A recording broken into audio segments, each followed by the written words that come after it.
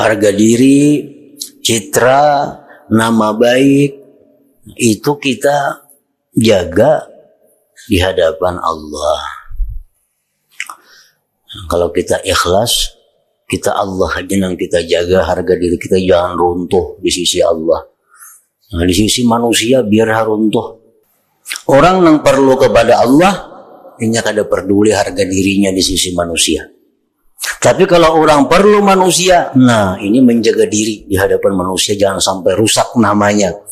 Karena ini bertuhan kepada manusia.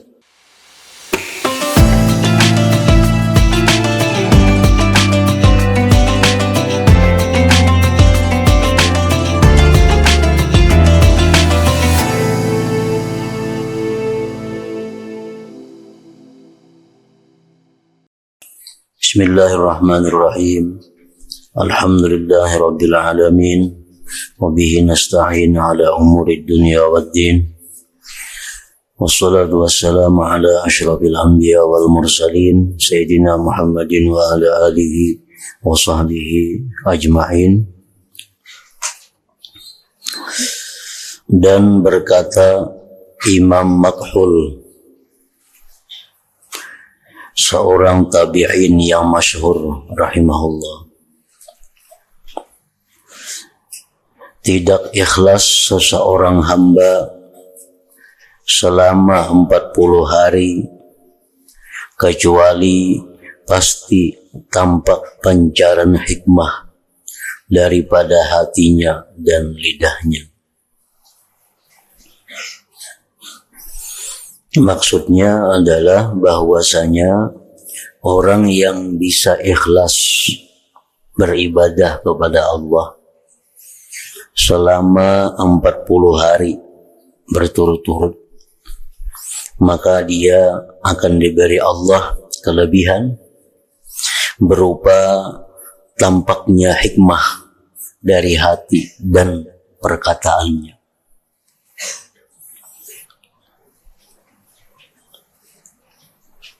Orang yang mampu ikhlas beribadah kepada Allah selama 40 hari, maka dia akan diberi Allah kelebihan, diberi Allah keutamaan berupa dipenuhi hatinya dengan hikmah, dan lidahnya pun akan mengeluarkan kata-kata hikmah. Nah, hikmah itu macam-macam pengertiannya. Yang paling inting, yang paling mudah adalah hikmah itu bisa diartikan dengan ala ilmu nafi', ilmu yang bermanfaat. Jadi orang yang mampu ikhlas selama 40 hari, maka hatinya dipenuhi oleh Allah dengan ilmu yang bermanfaat, dan keluar dari lisannya ilmu-ilmu yang bermanfaat.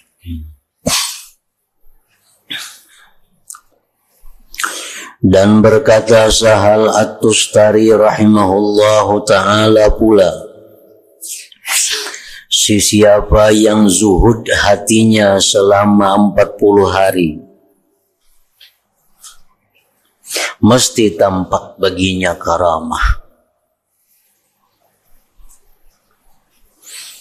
Barang siapa yang zuhud hatinya selama 40 hari, jadi artinya orang ini selama 40 hari hatinya itu tidak ada memikirkan dunia.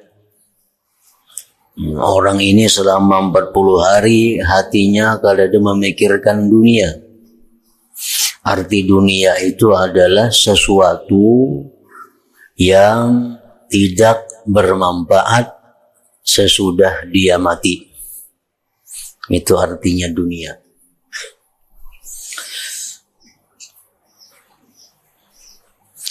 Siapa yang zuhud, siapa yang mencegah hatinya daripada memikirkan sesuatu yang tidak bermanfaat sesudah dia mati selama 40 hari.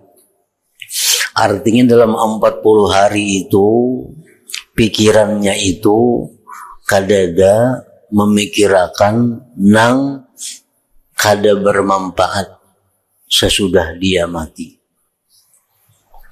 Jadi pikiran itu selalu yang menjadi kebaikannya sesudah mati.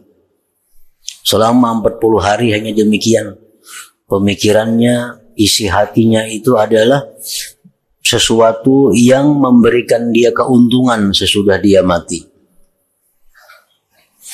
Pasti tampak baginya karamah.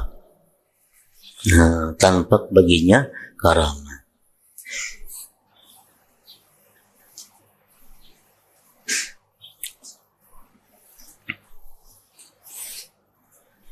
Dan siapa yang tidak tampak baginya karamah, maka sesungguhnya itu berpuncak dari pada ketiadaan benar zuhudnya.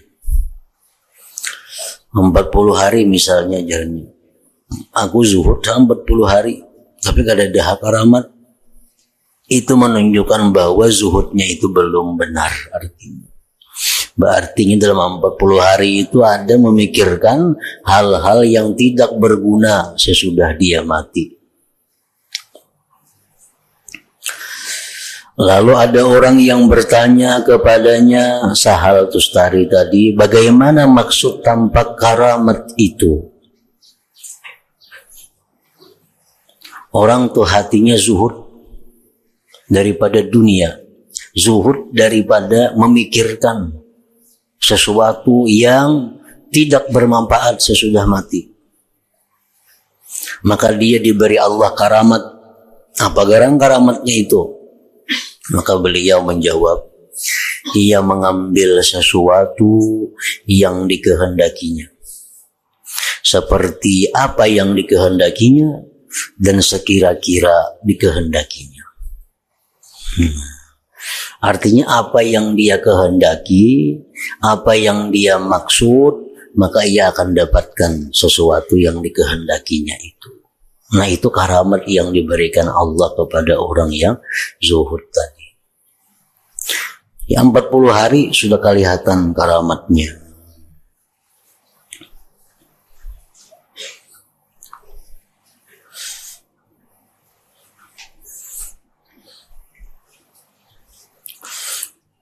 Apa yang dikatakan oleh para ulama, innallaha yu'tir ragiba duna ma yurid wa yu'tiz zahida fawqa ma yurid wa yu'til 'arifa muwafaqata ma yurid. Sesungguhnya Allah memberikan dunia kepada orang-orang yang gemar dunia. Allah berikan dunia itu kurang dari yang dikehendakinya. Orang itu cinta kepada dunia, maka Allah memberikan dunia kepadanya itu kurang dari apa yang dia kehendaki. Misalnya orang yang cinta dunia ini, ia menargetkan dalam tahun ini harus dapat keuntungan sekian, 10 juta umpamanya. Allah beri kada sampai seitu. Allah beri kada sampai seitu. Nah, kemudian lagi Allah memberikan dunia itu kepada orang yang zuhud melebihi dari apa yang dikehendakinya. Nah, kalau orang zuhud yang berkehendak, aku dalam tahun ini dapat keuntungan 10 juta. Allah beri lebih daripada 10 juta itu. Nah, jadi itu ngarannya karamat. Itu ngarannya kelebihan yang diberikan Allah kepada orang-orang yang zuhud terhadap dunia. Orang-orang yang hatinya hanya memikirkan keuntungan-keuntungan sesudah dia mati. Nah, jadi zuhud itu artinya bukan orang itu miskin, bukan orang itu kaya, bukan orang itu fakir, bukan orang itu mampu. Itu bukan masalah zuhud. Zuhud itu adalah orang yang di hatinya, yang dipikirkannya, yang dipentingkannya sesuatu yang bermanfaat sesudah mati. Nah, itu orang yang zuhud ngarannya. Orang kaya banyak yang zuhud, orang fakir banyak nang kada zuhud. Jadi kaya fakir itu kada berlaziman berkaitan dengan zuhud kada zuhud. Sebab zuhud itu letaknya di dalam hati. Bila orang tu pikirannya nang dipentingkannya hal-hal yang berguna sesudah mati, itu dia orang zuhud. Tapi bila dipikirkannya hal-hal yang kada bermanfaat sesudah mati, bila dipikirkannya hal-hal yang justru menyusahkan dia sesudah mati, nah ini kada zuhud ngarannya. Dan berkata lagi Sahal At-Tustari rahimahullahu ta'ala, para ulama yang cerdik pandai telah melihat kepada hakikat ikhlas, maka mereka tidak mendapati lebih daripada bahwasanya ikhlas itu jadilah segala pergerakan seseorang itu dan diamnya ketika bersendirian atau bersama orang lain tidak dicampuri oleh sesuatu, sama ada nafsu atau apa-apa tujuan keduniaan. Itu orang yang ikhlas. Jadi ikhlas itu, ujar Sahal Tustari tadi mengatakan lagi bahwa ikhlas itu artinya orang yang bergeraknya, orang itu berdiamnya tidak ada di dalam hatinya untuk tujuan-tujuan keduniaan. Nah, itu ikhlas artinya. Baik inya beribadah, baik inya kada beribadah, tujuannya kada ada keduniaan.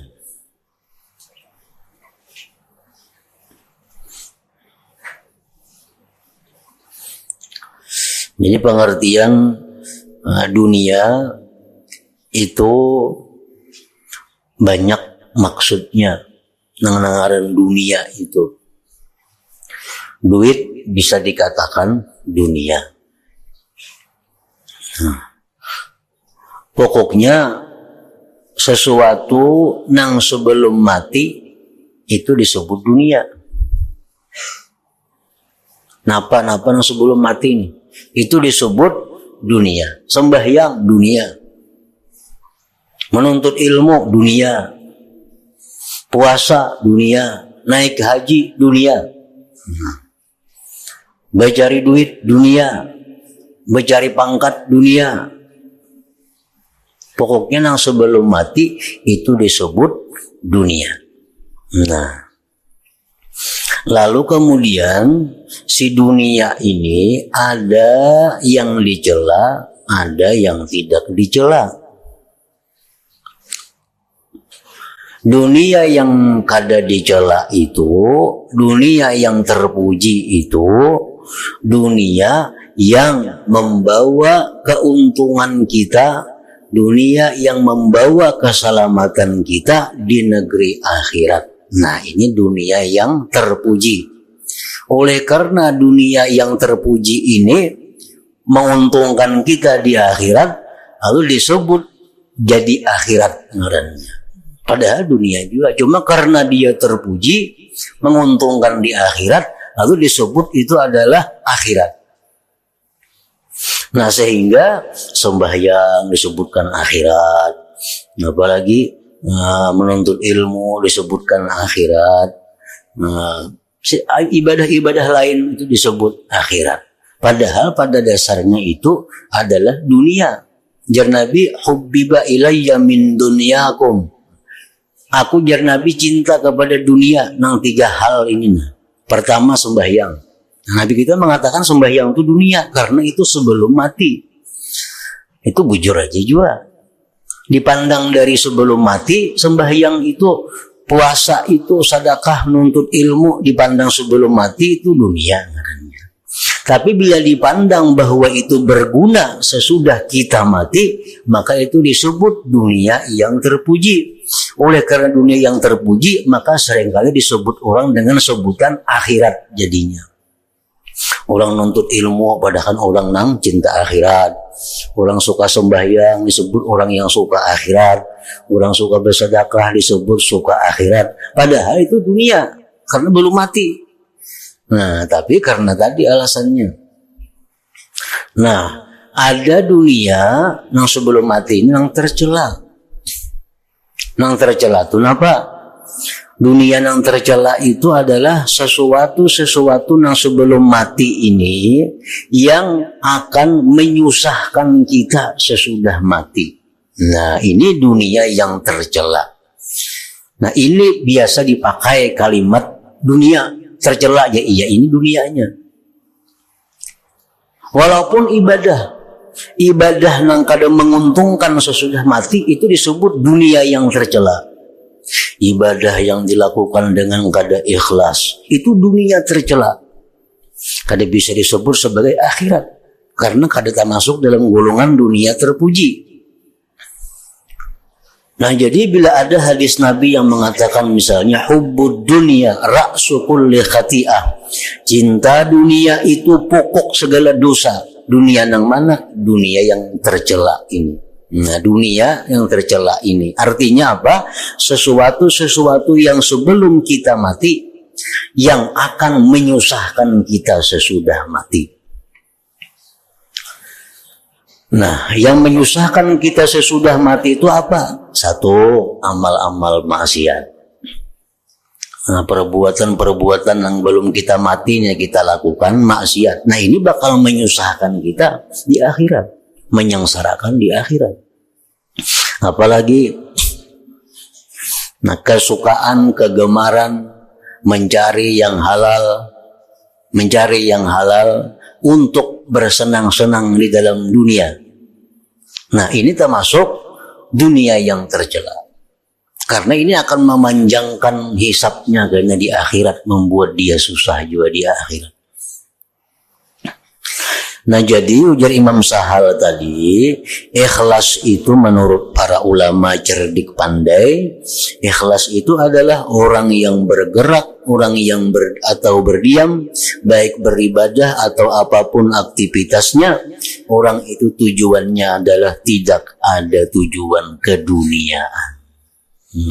Tidak ada tujuan keduniaan artinya apa? Kada ada tujuan yang bakal menyusahkan inya di akhirat kaina.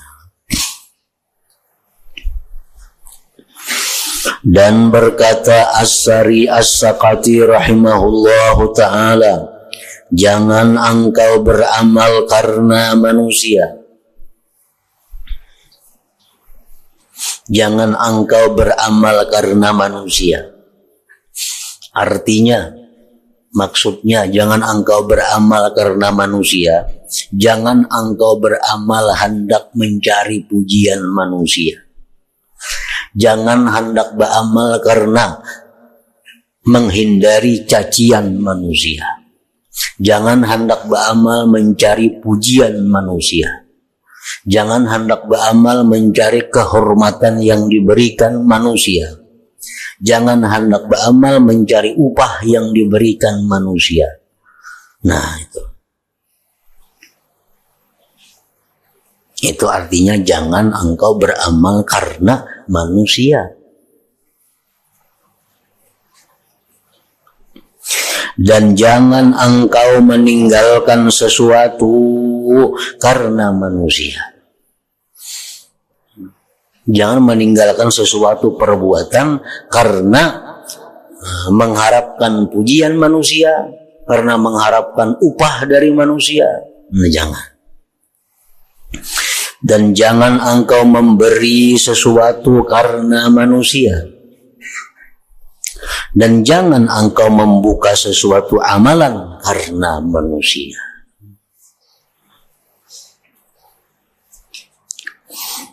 Nah, itu ikhlas menurut Imam As-Sari As-Sakati tadi. Kemudian as-sidqu, adapun as-sidqu atau benar itu maka firman Allah Ta'ala, ya ayyuhalladzina amanu taqullaha wa kunu ma'as-sadiqin. Maksudnya, wahai orang yang beriman, bertakwalah kamu akan Allah dan jadilah kamu bersama-sama dengan orang yang benar. Kita disuruh Allah untuk jadi benar, dan disuruh Allah berkumpul lawan orang yang benar. Berkata Imam Al-Qushairi rahimahullahu ta'ala, benar itu ialah puncak segala urusan, dan dengannya benar pula ia menjadi sempurna, dan padanya benar pula akan tersusun segala urusan itu.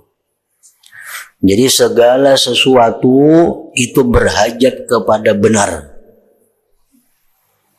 Tobat mesti benar, ikhlas mesti benar, zuhud mesti benar, wara mesti benar. Semuaan kedudukan-kedudukan yang ada dalam agama itu berhajat kepada ngarannya benar itu.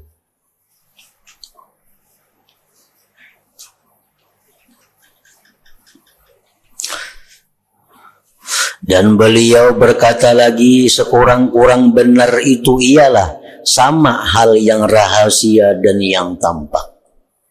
Itu sekurang-kurang benar. Orang yang menampakkan suka tapi hatinya kada suka, itu kada benar ngarannya. Karena berlainan antara zahir dan batinnya. Orang yang menampakkan khusyuk tapi kada khusyuk, kada benar ngarannya, dusta ngarannya. Orang yang menampakkan, jadi benar itu baik perkataan, perbuatan, niat, keadaan, dan lain-lainnya. Namun pada pokoknya semula benar itu berada pada perkataan. Perkataan itu ada benar, ada dusta. Itu berlawanan. Dusta lawan benar kada mau berhimpun. Benar itu apa? Benar itu sidik itu artinya, arti harfiahnya, arti kalimatnya. Nah, benar itu menyampaikan sesuatu yang terjadi. Nah, menyampaikan sesuatu yang terjadi. Nah, sedangkan dusta menyampaikan sesuatu yang tidak terjadi. Itu dusta. Nah, kemudian benar itu kepada Allah yang pertama kita dituntut. Jangan mendustai Allah. Itu yang pertama. Yang kedua, hanya kita benar kepada manusia. Nah, manusia itu macam-macam pulang tingkatannya. Pertama, kita mesti benar kepada Rasulullah. Yang kedua, kita mesti benar kepada guru kita. Yang ketiga, kita mesti benar kepada kedua orang tua kita. Yang keempat, kita mesti benar kepada kawan-kawan saudara-saudara kita, dan seterusnya. Nah, bila orang itu berani berdusta kepada Allah, apalagi kepada manusia. Orang tua ini mendustai Allah, apalagi manusia. Di dalam sembahyang, nah kita disuruh jujur, disuruh benar terhadap Allah. Dalam doa iftitah contohnya, kita mengatakan, Inna salati wa nusuki wa mahyaya wa mamati lillahi rabbil alamin. Nah, apa artinya? Ini di hadapan Tuhan kita bersuara, Inna salati, bahwa sembahyangku, wa nusuki, ibadah-ibadahku, wa mahyaya, hidupku, wa mamati, dan matiku, lillah, bagi Allah Tuhan semesta alam. Nah, itu pernyataan kita di hadapan Allah. Amun ternyata kita sembahyang kita kada karena Allah, ibadah kita kada karena Allah, hidup kita kada di jalan Allah, mati kita dalam keadaan yang tidak diridai Allah, berarti kita mendustai Allah. Bila orang mendustai Allah, mendustai yang lain, apalagi nyembani Allahnya didustainya. Allahnya didustainya.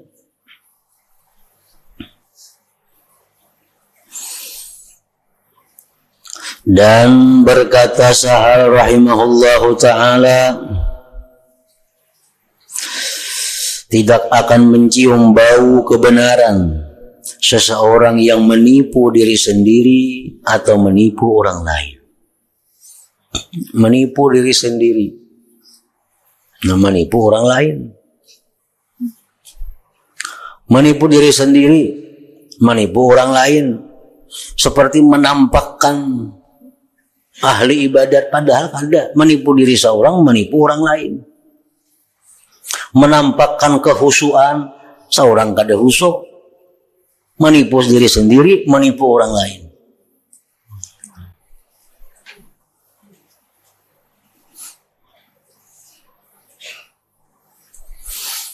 Dan berkata Zunnun rahimahullahu ta'ala, kebenaran itu pedang Allah. Ia tidak diletakkan ke atas suatu kecuali dapat dipotongnya. Artinya orang yang benar itu orang yang pasti mengalahkan siapapun. Walaupun pada awal pertamanya mungkin dia berada dalam keadaan susah. Tapi akhirnya orang yang benar itu pasti menang. Orang yang benar itu pasti berada di atas. Dan berkata Imam Al-Harith Al-Muhasibi rahimahullahu ta'ala, orang yang benar ialah orang yang tidak peduli dengan runtuhan harga dirinya pada pandangan makhluk asal ia dapat membaikkan hatinya. Itu pendapat Imam Haris Al-Muhasibi. Orang yang benar itu, yang bersifat sidik itu, orang yang kada peduli harga dirinya hancur asalkan dia benar. Nah, ini nang kada bujur, kadang-kadang seorangnya sudah nyata kada bujur atau dihina orang sarik. Nah tuh, itu nang jauh daripada sifat jujur. Seorangnya sudah kada jujur, dihina orang sarik, dua kali luputnya. Satu, seorang itu sudah kada jujur, dihina orang, dianggap orang merusak harga diri. Nah itu dua kali luput ngarannya. Kalau orang nang sifat jujur benar itu, dia kada jadi masalah harga dirinya runtuh. Dia kada masalah citranya buruk di hadapan umat masyarakat. Asal hatinya bagus. Asal hatinya bagus. Itu.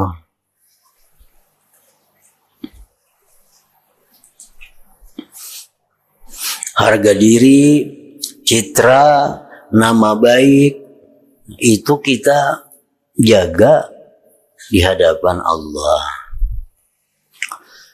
Kalau kita ikhlas, kita Allah aja yang kita jaga, harga diri kita jangan runtuh di sisi Allah. Nah, di sisi manusia biar runtuh. Yang orang medahkan apa, kada perlu dilawan, kada perlu dibalas, apalagi balasannya luput. Nah. Orang yang perlu kepada Allah, ini kada peduli harga dirinya di sisi manusia. Tapi kalau orang perlu manusia, nah ini menjaga diri di hadapan manusia, jangan sampai rusak namanya. Karena ini bertuhan kepada manusia. Ini paling takutan harga dirinya hancur di hadapan manusia. Paling takutan. Kenapa? Karena usahanya di manusia. Orang lagi kita nukar lawan aku karena aku ini dianggap orang kada bujur jualanku nih. Nah, takutan benarnya itu. Karena bergantung kepada manusia. Itu orang kada jujur sudah kada benar. Orang yang benar ialah orang yang tidak peduli dengan runtuhnya harga dirinya pada pandangan makhluk asal ia dapat membaikkan hatinya. Dan ia tidak suka terhadap penglihatan manusia kepada amalan-amalannya yang baik. Ini kada ketujuh, artinya kada senang kalau orang-orang itu mengetahui kehebatan amalannya. Dan ia tidak benci bahwa manusia mengetahui apa jua yang jahat daripada perbuatannya. Ini kada marah lawan orang yang tahu keaiban dirinya. Karena kebencian terhadap perkara tersebut adalah sebagai bukti bahwa ia menghendaki sesuatu yang lebih daripada harga dirinya yang sebenarnya. Maka hal yang seperti ini bukan termasuk di dalam akhlaknya para siddiqin. Jadi ikhlas itu berkaitan sekali dengan sidik ini. Ikhlas berkaitan dengan sidik. Bahkan ada yang mengatakan bahwa sidik itu lebih daripada ikhlas. Setiap ikhlas itu belum tentu sidik. Setiap sidik itu pasti ikhlas. Ada yang mengatakan para ulama dengan demikian.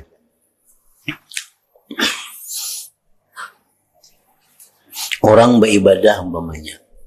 Orang beribadah dengan mengharapkan ganjaran surga dari Allah. Itu ikhlas. Ikhlas tuh. Tapi ini belum sampai kepada derajat sidik.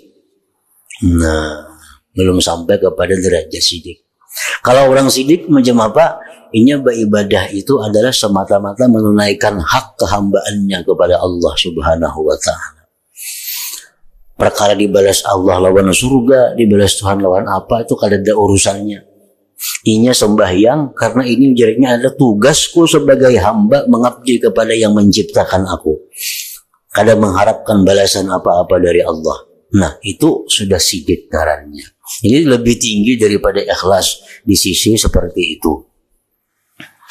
Kita beribadah supaya masuk surga, supaya jangan ke neraka, itu sudah ikhlas ngarannya. Sudah ikhlas, tapi belum sidik lagi. Nah, sidik itu orang yang benar-benar menjadi hamba. Benar-benar menjadi hamba apa? Setiap dia berbuat, dia melakukan kewajibannya kepada yang menciptakannya.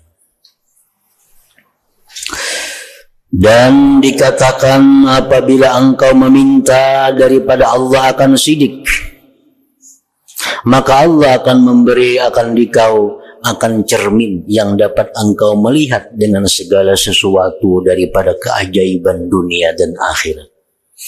Bila kita minta kepada Allah supaya diberi sidik, nah, maka Allah akan memberikan kepada kita cermin yang dapat kita melihat dengan cermin itu sesuatu daripada keajaiban-keajaiban dunia dan keajaiban-keajaiban akhirat.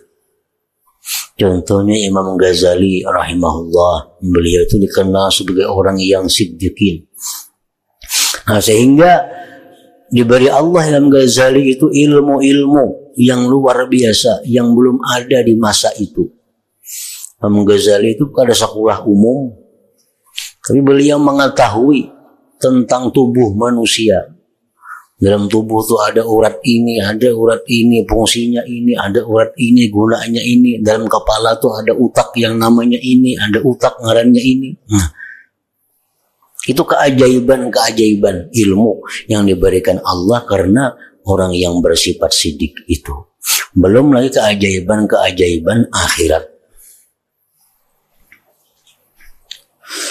Jadi apabila engkau meminta daripada Allah akan sidik, maka Allah akan memberi akan dikau akan cermin yang dapat engkau melihat dengan segala sesuatu daripada keajaiban dunia dan akhirat. Nah, jadi ikhlas berhubungan erat dengan sidik, dengan benar ini. Kalau kita ikhlas, maka ikhlas kita ini belum tentu lagi sidik. Nah, jadi ikhlas kita tingkatkan supaya menjadi ikhlasnya siddiqin, ikhlasnya orang yang benar-benar ikhlas, yaitu orang yang mengabdi kepada Allah tanpa mengharapkan apapun dari Allah Subhanahu wa ta'ala selain daripada keridhaan Allah Subhanahu wa ta'ala. Nah, itu sudah ikhlas siddiqin marahnya. Nah, situ dan berkata Junaid al-Baghdadi rahimahullahu ta'ala,